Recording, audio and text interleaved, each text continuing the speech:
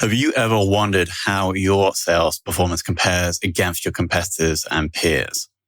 The B2B Sales Benchmark Report provides the definitive guide to what success looks like in 2021. See how you compare in terms of win rate, sales cycle, average deal value, relationships, and engagement.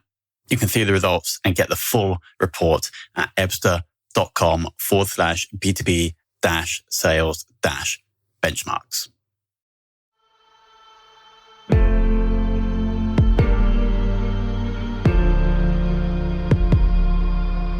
This is Sales Ops Demystified, the #1 most downloaded podcast in sales operations.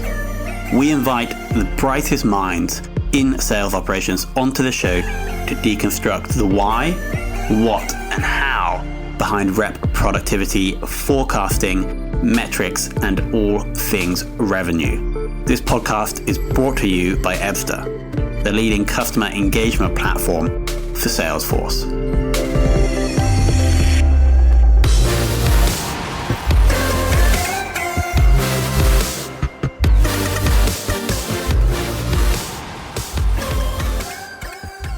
Hello and welcome to another very special episode of Sales Ops Demystified.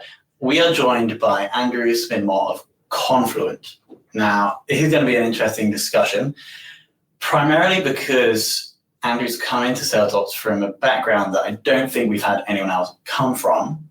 And then you've been practicing the skill for a number of years for a number of different companies, including Pusher and now Confluent. So Docker. Is Pusher another software company? I don't know. I think it is. And that's why I got confused. They've always got these funky names. Yeah. Okay. So Docker and Confluent. Andrew, welcome to the show. Thank you. Thanks for having me. So I want to kick off by understanding your transition from accounting into sales ops, like how that happened, why that happened. Okay. It wasn't intentional, which I don't think ever is in the sales ops space. I started off in an accounting finance type background in the private sector originally. This is going back years to my late teens, early 20s. That was also unintentional as well. It wasn't something that I wanted to actually get involved in, but I sort of found that I quite enjoyed it and just the office vibe and culture. So I did that for a number of years, a couple of different companies. And then I actually went to a insurance software firm over in the city called RMS, or Risk Management Solutions. And I was in an accounting finance role there for about 3.5 years, I think it worked out at. Started to get bored, basically. That's the bottom line. I was getting a bit disillusioned by the whole thing and just couldn't really see myself sort of being long term. I didn't really want to go back and study accounting exams, do all of that schooling again. And at the time I was quite buddy with the sales ops guy. It was just one guy in EMEA. And how many years ago was this?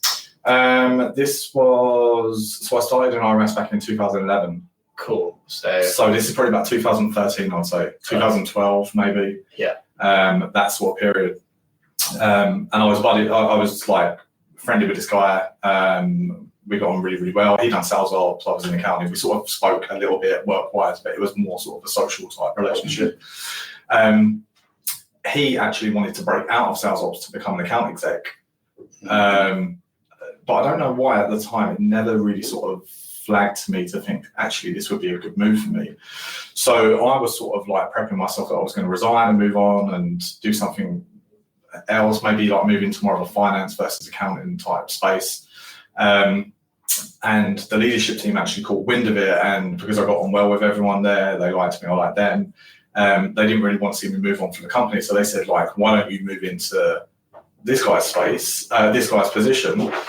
It'd be a good transition because obviously you've got that accounting, finance experience, dealing speaking with the US all the time, where we was headquartered. And then the more I thought about it, I was like, actually, this is pretty good. So because I was friendly with the guy, he was chatting to me, he was telling me about it, and I was thinking, I don't really sort of this is all brand new to me. What does it entail? What do I do?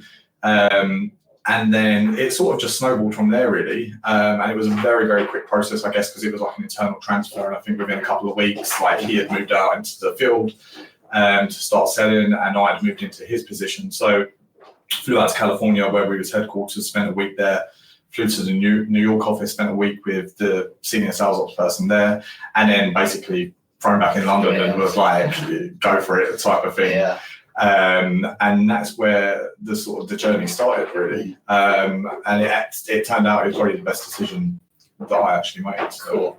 And so you went from there into, was that when you moved to Docker? No, so I stayed at RMS in a sales ops role for, I think it was about 20 months maybe. And then I actually, I can't remember like what the reasoning behind. I mean, this is obviously back in 2014 or whatever it was. But I thought I want to see what's out there in the market. Like I want to see. I think there were some leadership changes and stuff, and like I didn't like the direction the company was going in or the way it was planned out. And I couldn't see any growth like in terms of the role. So I actually was like, okay, like I've got this now, like I've got a really good grasp of sales ops and I really enjoy it, and it's sort of like a green field I can get out there and really sort of do some good stuff, plenty of ideas. And then so I went to Cloudera, which they merged with Hortonworks last year, and they're in the big data space. And then I went to Cloudera, stayed at Cloudera for about 23 months or something, then moved from Cloudera to Docker, and then Docker, and now I'm at Confluent, which I started in January this year. Awesome. So if we zoom in on Confluent now, what is the size of your team, if they're in the team, and then what number of salespeople are you currently supporting? Yeah, so I was the first and currently the only sales ops person in EMEA. I'm currently doing two jobs at the moment. So I'm doing the sales ops business partner inside with the VP of sales for EMEA and the other regional leaders in South EMEA, Central EMEA, and the UK, and Benelux Nordics. And on the other side, I'm doing the deal desk side as well, just purely because they were like, we need someone to do this while we hire someone, because obviously the company's like just exploded, and we need boots on the ground there, like same time zone. You're European, you can get on better with these guys than we can get on, that type of thing. So I was like, okay, that's fine. Like I did a little bit of deal desk stuff before at Docker. Not really my bag. Like I'm better on the business partner side. Yeah. But it's fine. Like I was like, okay, I know what I'm doing. Like I can deal with it and whatever. So I'm sort of doing both those roles at the moment. When I started, it's interesting actually, because when I started in January, there was myself, my boss, who's based out in San Francisco or Palo Alto, and there's another guy, like a senior deal desk guy, and it was just us, and we was just like, and it was just him before me doing all the deal desk stuff globally. He was like, we need someone in, like desperately, like we have to, like the business is scaling stuff like that at a rapid pace to keep up with this. Like we need someone in. I think it was pretty much killing him. That's when I came in, and then within 3 weeks of me starting, we hired another deal desk analyst in Palo Alto, and then probably 6-7 weeks after that, we hired 2 sales ops business partners in the US, one that covers the East Coast, one that covers the West Coast. Yeah. So the plan for me really is to move away from the whole deal desk space in EMEA. We're actually recruiting for someone at the moment. And then I can purely focus on business partnering and planning and spending time with the regional leaders. Got it. So effectively, how many, on the business partner side, how many salespeople are you currently supporting? Yeah, so I look after EMEA. So at the moment, I think we've got, my last count, we had about 38 reps that I'm looking after, that I'm supporting on a daily basis, all actively selling, right from enterprise account reps to named account managers to the commercial team, and then obviously everything else that goes on with sales ops, or everything else that feeds into the sales ops world, with the SDR team and marketing and rec and sort of being that bridge between all the different business units. The thing that stands between all of these different stakeholders. Yeah, I mean, sales ops for me is like, we really are like the central nervous system, I guess, with all the business units, like to keep the business ticking over. I mean, every day I'm dealing with the sales team, and that could be problems in our CRM system, that could be paperwork issues, it could be them asking questions about does this document constitute a booking? Can you get on the phone with finance tonight and speak to them about this? And then the SDR team would be like, this lead is routed incorrectly and I can't transfer accounts, and sort of all of that as well. And then there's a lot of obviously the other stuff like the planning with the leaders and account management, medic, everything, legal, the customer success team, like the sales engineers, like it's sort of everything sort of feeds into the sales ops world, to sort of, flip it upside down, spin it around, push it out the other side nice and clean, so we can get the business over the line. Yeah. On the tech side right now at Confluent, what is from a high level, what's the kind of sales tech stack? So we use SFDC for our CRM. It's our Bible as such, we want everything in there. It's, I think you have to have one place that you can direct everyone. One of the bugbears of mine that I've seen at previous companies, and it's probably the same across a lot of companies, is that you have too much collateral or sales guidance documents, the different pieces of the business that ultimately all need to come together that are all scattered around. So we try and sort of try and keep everything within Salesforce. We also use Clary, which is plugged into Salesforce, which is our forecasting and analytic tool. And I mean, it's a great tool. I've used it in both my previous companies at Cloudera and Docker. I mean, on the other side, we use LinkedIn Nav. The SDR team use that for prospecting. We had a system, a piece of software plugged into Salesforce called Player Maps, which the guys can actually plan out the hierarchy of accounts to work out the route of the right people they need to talk to. And then we use Slack as well, versus any other type of instant messenger, just quick back and forth to get things sorted out. You mentioned FSDC as your Bible. How do you keep it the Bible? How do you keep the data in there as accurate as possible? Yeah, so it's interesting because coming to Confluent and knowing hearing the great things about the company and where they're getting to. You sort of come in with a certain type of expectation, so you've automatically, I don't know why I do this because I do it at every single company I've been at, but it's never works out like that.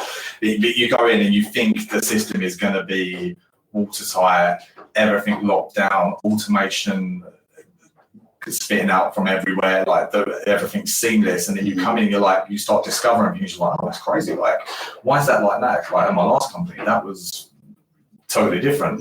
We didn't allow reps to do this, or we didn't allow the reps wouldn't have had to go through these many steps to actually get stuff done.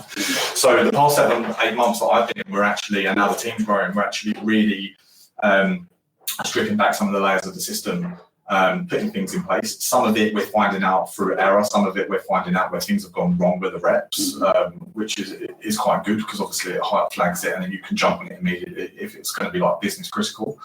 And then a lot of the other things we're putting in place, it's not so much the needs, it's the wants. What do we want to get out of the system? How do we want it to flow? What will make it seamless for the reps, but also for the other business users that log in on a daily basis? So in terms of data integrity and cleanliness and hygiene, I mean, I guess that every user that goes into the system and can actively do things, I would say that it's on everyone to take the time and give the special attention to make sure that what they're putting in is correct and to keep it as tidy as possible. It's never the case because it all depends on the skill set of the person within Salesforce. It depends on the time someone's got in the day. So we are starting to put different reports and alerts in place and hygiene dashboards that really the ops team own where we're sort of keeping track on things I think I've got like a dashboard at the moment I check like 3 times a week maybe, to make sure things are sort of like tight and nice and clean. And then we've actually just hired someone in the US to run the CRM team, like to build a small CRM team. And they've already made like a big impact with the team in terms of really straightening out some of the stuff and segmentation and making sure the user profiles are set up correctly. So so it's like full steam ahead with us at the moment internally to really get a ship-shape system. Nice. Focusing on you said 38 sales reps, right? Yeah. Focusing on these guys, what are you currently doing to try and make them as productive as possible? I think, and I was saying this to you before we went on air, that a lot of the guys that come into the software space, they've already got a very good understanding, whether they've heard about the product or not, and if it's built on the similar foundations of other pieces of products or software they've sold previously. So they sort of tend to pick up things pretty quickly. And I guess looking through the eyes of the sales rep, they love getting paid. They like earning money, and the way they earn money is to bring bookings in. So they will ramp themselves as quick as possible, which is great for the organisation because it's one of the key metrics that you want to drive down. You don't want a long ramp time. So I think that they've always got that in their call. From the ops side, I always like to look at it that one of the main sort of mantras that I go by is that the whole point of sales ops is to basically assist the sales reps to sell bigger, smarter, quicker. So I try and sort of remember that on a daily basis to think, if I was in the field, how would I want to use the system? Do I want to go through 15 steps to get a quote out the door? No, not really. How do we cut that back? Like, where are the bottlenecks? Where are the hard stops? And I think the great thing about Confluent is it's such an open company where it doesn't matter who I'm talking to up the chain. I can sit there and actually call something out and say, that's complete rubbish, basically. Like, there's no need for that to be there. And a lot of the time it's historical, where something might have been put in place and then someone's moved on, but you just end up keeping the same flow in the system because you think it makes sense. It's too much of a nightmare to change. So I like to try and look in the CRM point of view to make it, when they actually log in, that they don't automatically mentally shut down. They want to get into the system, they want to get done what they need to get done, and then they can get something out within like 10, 15 minutes. I'm not talking like building reports, because obviously a lot of the guys, they're always going to come to sales ops to say, trying to build this report, what do I put in? Like, am I in the wrong report? Like, this is not showing me the right data, blah, blah, blah. But for me, we need the sales guys to go sell, and we need them to bring in bookings, which means we need a full set of paperwork. So for them to do that, they need to go back to the start and get that pricing into the system and then forecast it correctly and make sure everything's uploaded. So if we can make that as seamless as possible to shorten the time that it takes for them to get something in front of the customer, then that's a big win in my book. So bigger, better, faster, is that what you said? That's the point of sales ops. Bigger, smarter, faster. Yeah, that's why I like to look at it. So if you could summarize your job in like 10 words, it would be to enable sales to sell bigger, better, and faster. Yeah, 100%. Got it. Yeah. Can we talk about your role in the forecasting process? Yeah. Now, do you give the data to the sales managers and they work through the forecast with their reps, or are you responsible for producing the forecast? So I don't actually produce the forecasts. I do sort of tend to cut the data a couple of different ways on a weekly basis, and we'll present stuff to our VP of sales. I mean, he's a very intelligent guy. Like, he's been doing this for a long, long time. He knows what works. As a company at the moment, we're using a category type model forecast. And then we also allow our sales leadership team to actually plug in per deal what their gut feel is in terms of like adding a percentage to that, and then we can look at the weighting of it. And we've got a fantastic data science team based out in California that have managed to do all this crazy stuff behind the scenes that it's quite interesting. I'd love to, if I had the time, I'd love to sort of dig into it with them in more detail to actually see how they come up with these types of models, because the correlation between what they ask the sales leadership team to do and then the result after the end of the quarter is very, very close. Really? So it's quite, it's something that I really want to sort of maybe spend some time with them at some point when I've got the time. But getting back to your question, so our leader, our VP of sales, he knows going into the quarter. He probably looks at quarter plus one, so he already knows. He's already fully aware of Q4 at the end of the year. What is risky? What is likely to happen? Just from how plugged in he is with the sales leadership team. So he's already made his call and judgment on what he thinks we're going to do against our number.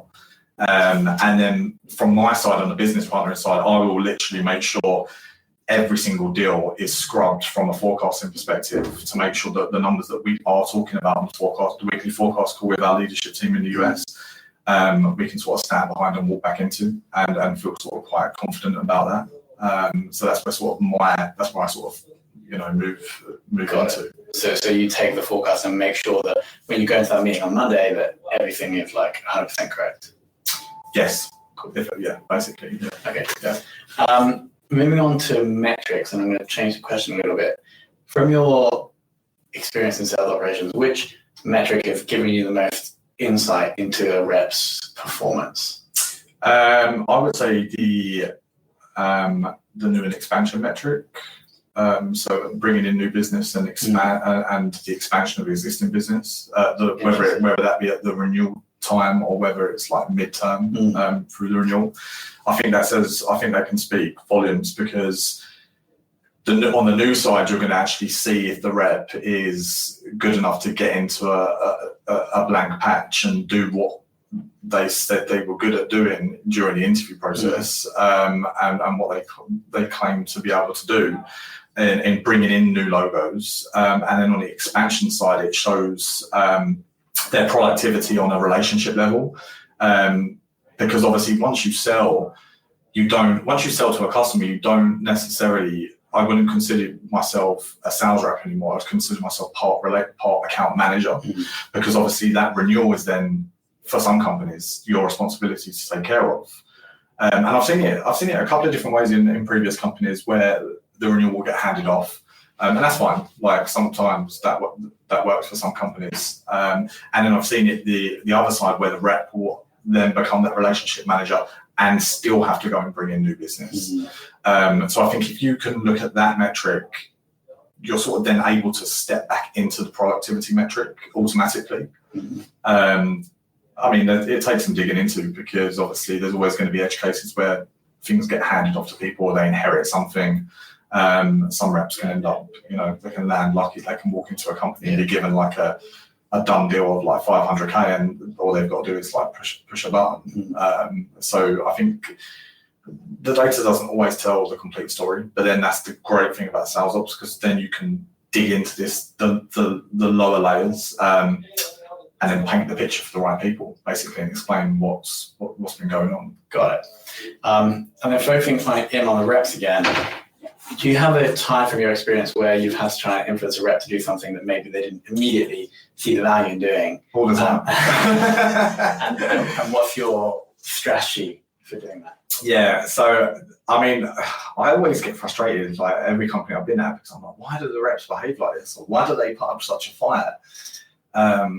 Because I'm viewing it from my side and I'm thinking, this is going to make my life easier. So of course it's going to make the rep's life easier. But when I take a step back, sometimes obviously I realise that they've seen this probably 100 times more than I have, and they've gone into companies and they've been using one system for 6 months, and then suddenly it's like, oh no, we've got budget, we're going to get another system now, and then they have to change and have to learn it. And then, like 12 months later, like you get new leadership come in and they'll bring in things that they used to use, and the reps sort of hate that. They obviously like the consistency and the fact that they can just flip their laptop on in the morning and know exactly what they're doing. They're not waiting for something new to land in their inbox to say, oh, by the way, now we're going to start doing this, or now you're going to have to run your pricing proposals out of this system. So I've always had a lot of pushback, and I think probably a lot of sales ops people will tell exactly the same story. I think that's just the way it goes. I mean, I like to think that I've got like really good soft skills with the reps, because I do sort of understand their struggles and their pains. I see it myself like daily, things that I get frustrated with, things that you can't just flick a switch and get sorted overnight. So I try to sort of like empathize with them, and I find the best way of getting them on board is actually walking them through something and actually showing them in the most simple terms, to say, this is how I'm doing it, but this is also how you're going to be doing it, and actually highlighting how it can shorten the process or speed things up, or the fact that it doesn't need to go through other levels of approval now. I mean, a good example, right, is in CRM having a discount matrix built in. It takes some work, but if you've got something that you can actually build into the CRM system, where you've set different levels of discount approval, the reps, of course, they're going to love it if they submit an order and it comes under a certain value and it doesn't need to go all the way up to finance for approval. Yeah. It just bounces back and says, approved. They're going to pull it off, they're going to take it, and they're going to be like, wow, like, this is fantastic. So I think if you can really demonstrate those types of things, actually show them firsthand versus sending an email and saying, oh, by the way, which probably some reps don't even read anyway. I think that can go a long way. Yeah.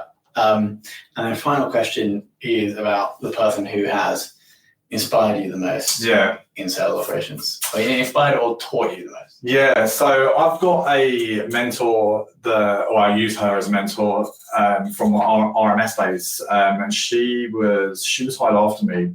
She's based in New York. Her name's Debbie Stevens.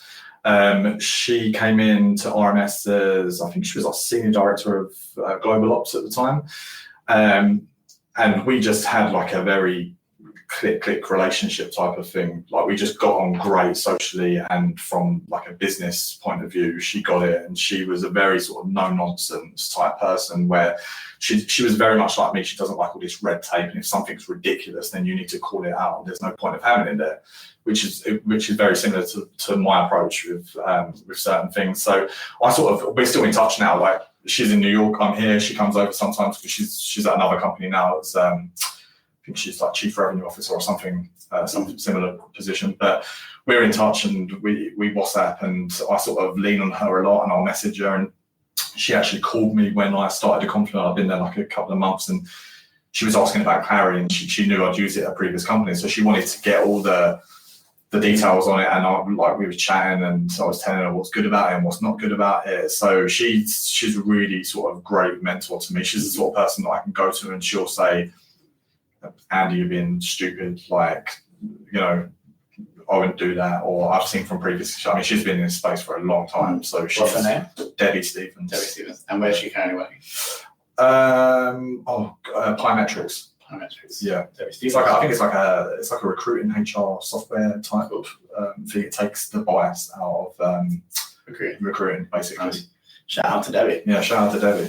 So let me share the things I liked. You very, very simplistically describe what I think is a really good definition of sales ops, which is empowering salespeople to sell bigger, smarter, faster. Yeah, I think that's like a really, really good way of explaining sales ops to someone. Yeah. And then the second part I liked was about your interest in understanding a rep's ability to bring in new business versus the renewal part. Yeah. And how these are kind of slightly different skill sets, but if your business, you have to do both of them, it's important to understand who's good at one versus the other. So I thought that there's 2 points we hadn't had before. Yeah. Okay. I think like the reps, what I've seen over the past sort of 7 years is that the reps, I've seen a lot of reps will sell a 12-month term or a 24-month term if you're working on like a annual subscription model. And it's great for them. They get paid, and it's like almost like a set and forget. It's like, oh, that's like 12 months out. I don't need to worry about that now. Yeah. But it's like an ongoing relationship, because I think what a lot of people fail to understand is the renewal is like the air to the business lungs. If it doesn't renew, it's going to cause X amount of problems, because obviously it doesn't look good in terms of customer churn. It doesn't speak well in the market. If someone's moved away to a competitor, it doesn't really sort of show that you've got a good relationship team that keeps them with you keeps them successful in what they're trying to achieve in their business. Because that's what we're doing. We're sending a solution to them because they have some type of pain point. So I think the rep sort of needs to remember to keep that at the forefront of their mind, probably like 3 to 6 months, maybe even throughout the year, like checking in with the customer to make sure that, everything's going okay. Because if you can get that part now down, of course, why wouldn't the customer expand with you and spend more money, right? Like, you don't want to get into discussions with them where they're threatening to leave because they've had a bad experience. Yeah.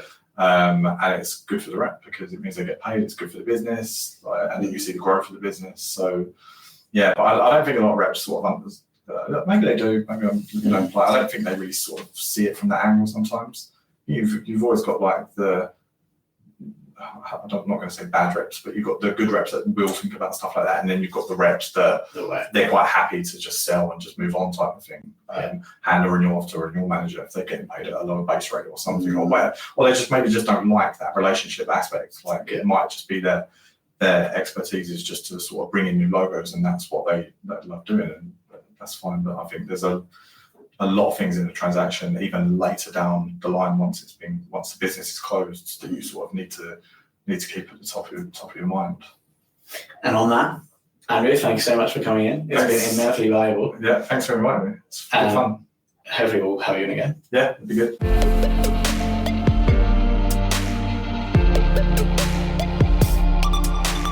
Thank you for listening to this episode of the Sales Ops Demystified podcast. If you are listening on a podcast listening application, then please subscribe, rate, and review.